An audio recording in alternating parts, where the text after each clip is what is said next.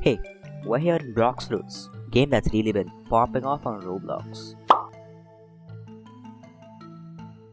This review is for new players and therefore I will only be talking about the early game. This game mainly revolves around its combat, but it's beautifully supported by the open world exploration system. The magic and power system is there, but in my experience it takes a backseat compared to the other weapons, at least in the early game.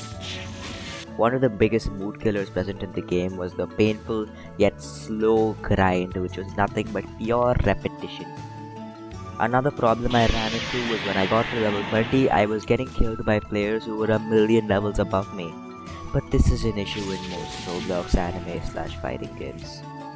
As soon as I got into the game, I was presented with a clean GUI. No clutter, very approachable, and I had no problems with it. The quest system is surely the worst part of the game. It's the same quest over and over and over again. After the painful grind of getting to level 10, I experienced the exploration aspect of this game for the first time. I cannot say how much I love the exploration aspect of this game enough. It was a short yet sweet experience of reaching the jungle island. I don't know what I expected when I got here, but I was hoping it was anything other than the same quest grind again.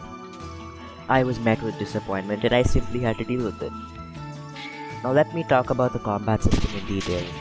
I think the combat system is quite nice actually, but it's very stale and lackluster. Could definitely do with more variety. It almost has no combos as moves either allow for no follow-up or just launch the enemy to the other side of the map. The fact that the moves are also locked behind another painful grind just makes it much worse. The lack of moves for certain weapons is also quite unfortunate and could do with some refinement. I'd rather have lesser weapons and more fleshed out moves instead of a million different weapons with nothing. The map is huge, but that presents another issue. You don't see anybody else. It just feels incredibly dead and lifeless. You think there's a lot to explore, but it just ends up being the same looking islands over and over again. The progression is also another issue. Even though the progression isn't that slow, since it is the same thing again and again, you feel like you're getting nowhere after hours of grinding because there's just not enough reward for it. In my opinion, this game does nothing special, and it's just another anime grind simulator, so here's my final verdict on this game.